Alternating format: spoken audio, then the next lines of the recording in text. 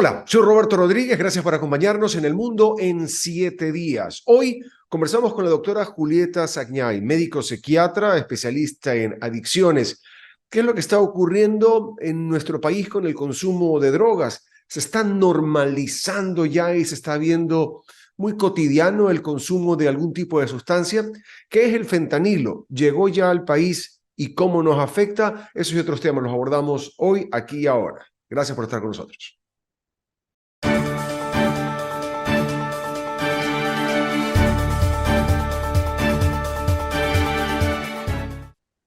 Muy bien, y lo habíamos conversado. Hoy estamos haciendo contacto ya con la doctora Julieta Sagniay. Ella es médico psiquiatra especializada en materia de adicciones. Y sí, las adicciones, vamos a tocar ahora varios temas y varias sustancias con las cuales el mundo está hoy inmerso o entrando a este proceso de inmersión. Una de ellas, y por ahí quiero pasar, doctora, muchísimas gracias por atender esta invitación, el conocido fentanilo. Y digo conocido a nivel de opinión pública. ¿Qué es esta droga? Quiero empezar por ahí para describirla. Doctora, gracias una vez más por estar acá. Bueno, el fentanilo pertenece a la familia de los opioides, la familia sintético. ¿Qué quiere decir sintético? Es diseñado, es una droga de diseño. Es muy similar a la morfina, pero es 50 a 100 veces más potente. Mira, las drogas, nadie habla de esto, pero la gente se apega a las drogas porque las drogas tienen un efecto multiplicador de placer en el cerebro que se compara a 10.000 orgasmos. 10.000 orgasmos, si decimos. Sí, es por eso que las personas se apegan al consumo y para ellos ya no importa la familia, el amor de una madre, el amor de un hijo, porque produce un inmenso placer en el cerebro que está predispuesto a generar una adicción. Y el Doctora, fentanilo es una de las más potentes. Doctora, a ver, ¿eso ocurre con todas las drogas? Es decir, Con, el proceso cerebral de admisión, vamos a decir, fisiológico del cuerpo reacciona de esa manera. con todas las drogas, pero no con todas las personas. Hay Mm. personas, por ejemplo, que tienen tendencia al alcoholismo y con tomar una copa van a sentir más euforia y más placer que el otro y es por eso que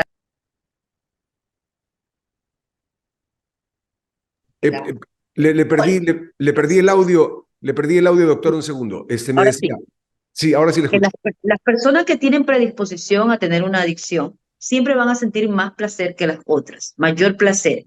O sea, por ejemplo, tú y yo podemos tomar alcohol y puede ser que yo tenga la predisposición y yo el alcohol me genere mucho más placer, euforia y hace que yo aumente el consumo para sentir en la búsqueda de ese placer. El cerebro te pide repetir, como cuando comes un chocolate, si te has dado cuenta que quieres uno, quieres otro, porque al cerebro le encanta repetir el placer. O te enamoras de una persona, lo quieres ver y lo quieres ver.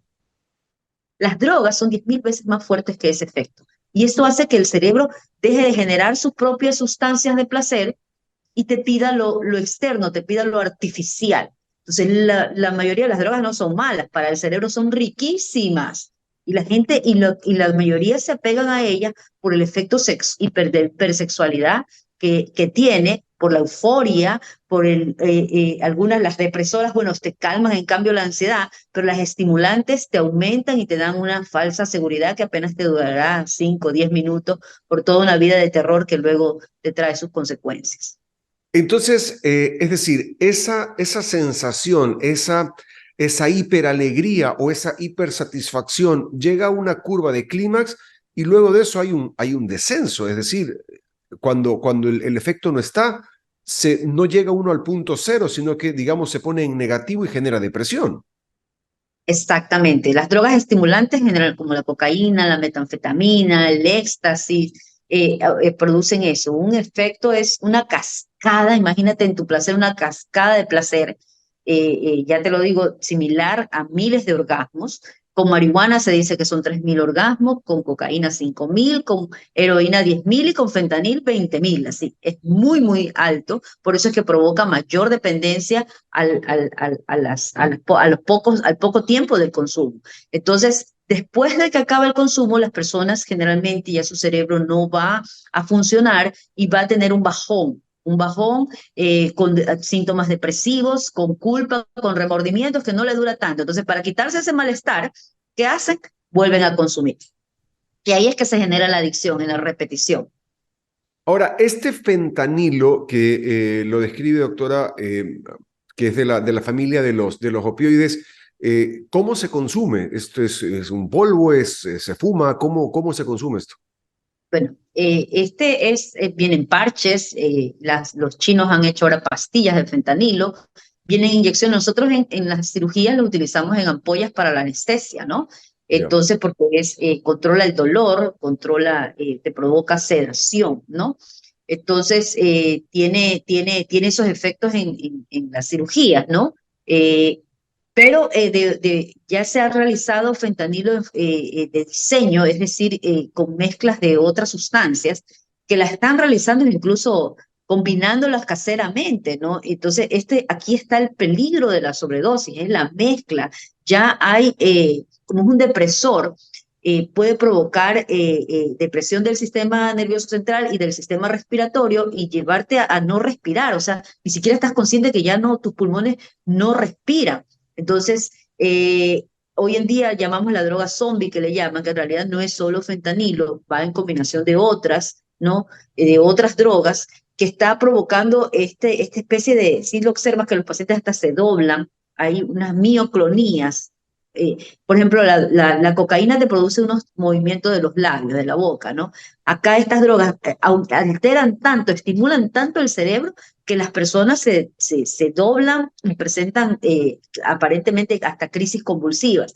Entonces, yo digo que aquí en Ecuador ya está rodando esa droga porque he visto pacientes con el mismo patrón de comportamiento, con estas mioclonías, con estas crisis convulsivas, con esta agitación psicomotriz. El problema es que no tenemos un instituto que analice las drogas.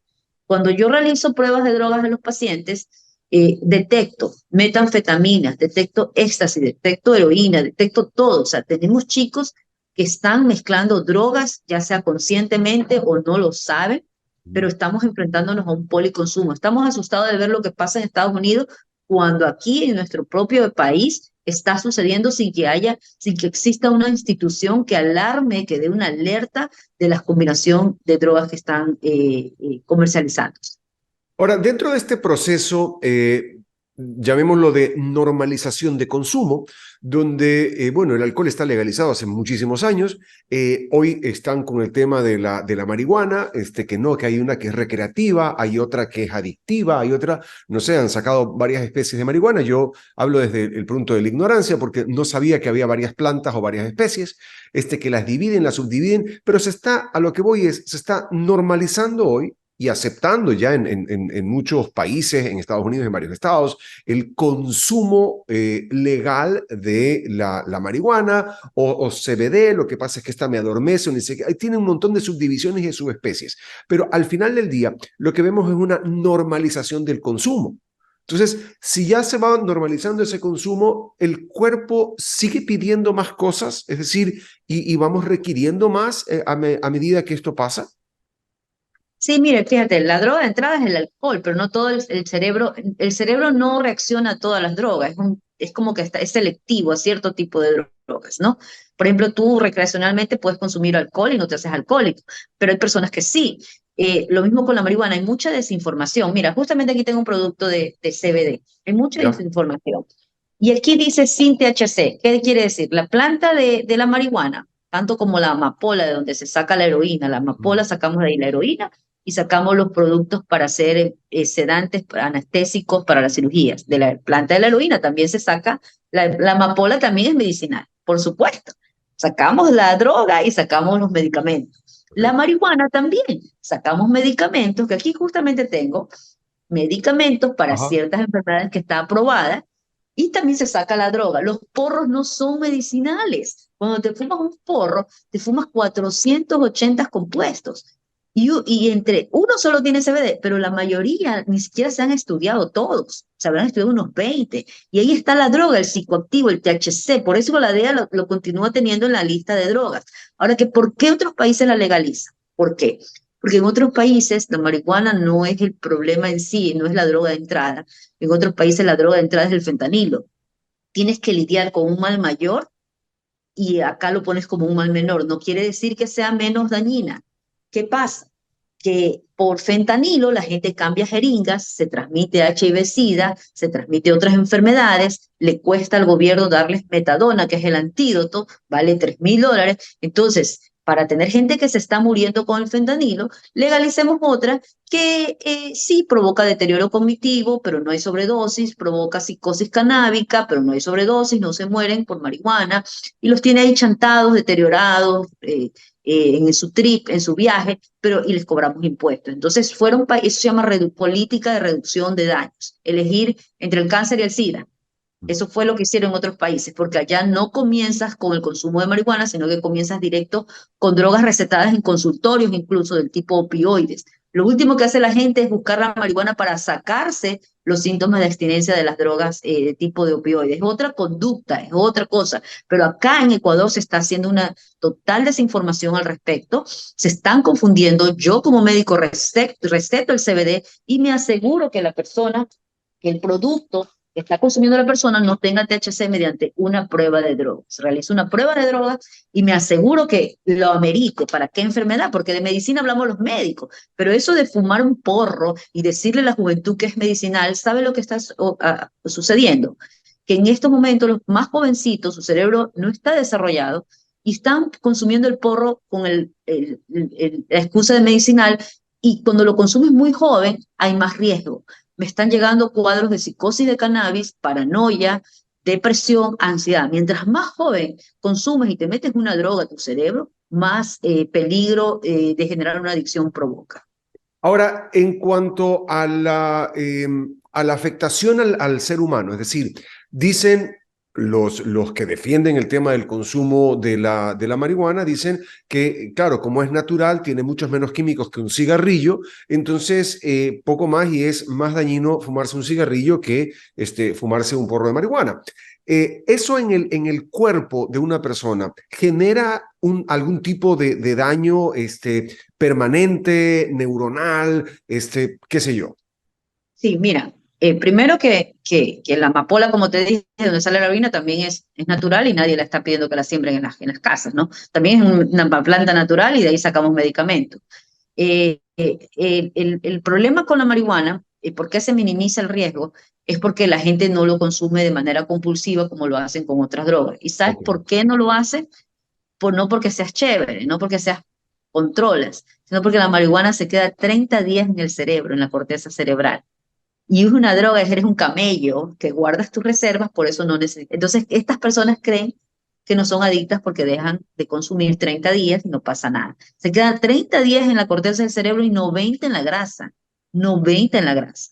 Entonces, no todo el mundo que consume una droga se hace adicto, pero si eres joven, si eres menor de edad, hay la mayor vulnerabilidad de que te provoque una dependencia. El deterioro cognitivo altera la memoria, por eso todo el mundo que consume marihuana, el daño lo observamos a los 3 años de consumo.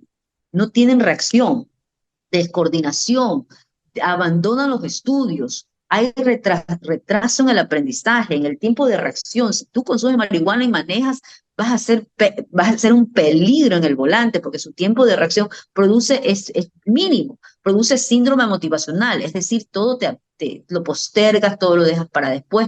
Eso no te hace ni el que consume marihuana ni siquiera llega a robar por marihuana porque es una droga hasta que se comparte. Todo es, pero te hace aletargado con el tiempo. Eso no lo observas en los primeros años. En los primeros años es lo contrario. Te pone creativo, sonriente, te mejora el sexo, te hace sonreír. Y eso es lo que te hace apegar al consumo. Pero ya tratas de dejarlo, no puedes dejarlo porque el cuerpo te lo pide. Nosotros tenemos marihuana natural. No, 16% de nuestro cerebro tiene cannabinoides. Pero cuando tú le metes algo externo, el cerebro te lo pide, te pide ese 200% y ya no produce el 16% que tenía natural. Entonces, en esa demanda de tu cerebro, es que el cerebro deja de funcionar cuando le das el porro y sigues, aumenta los porros, ya no lo haces una vez cada 15 días, sino que ya lo vas haciendo para dormir, para almorzar, para olvidarte de los problemas, para todo.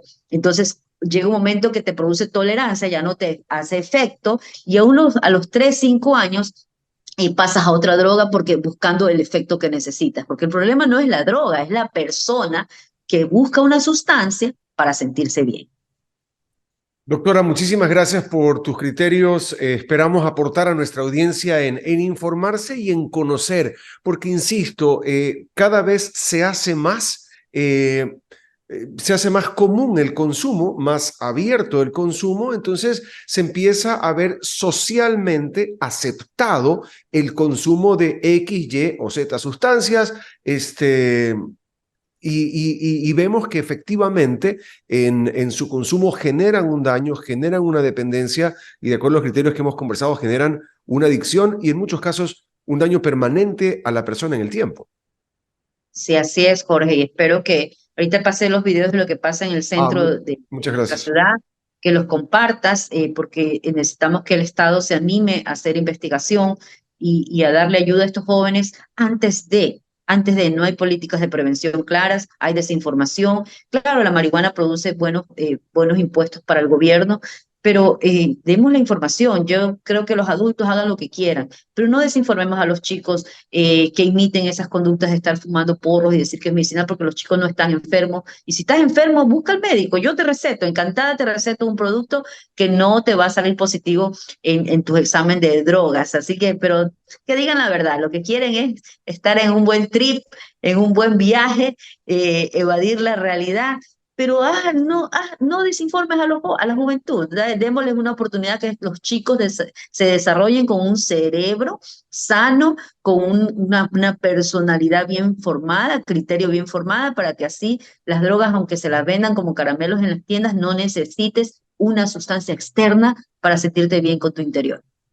Le agradezco muchísimo el tiempo y los valiosos criterios. Doctora Julieta Sagñay, médico psiquiatra, especialista en adicciones, con nosotros en este encuentro. Muchísimas gracias. Gracias.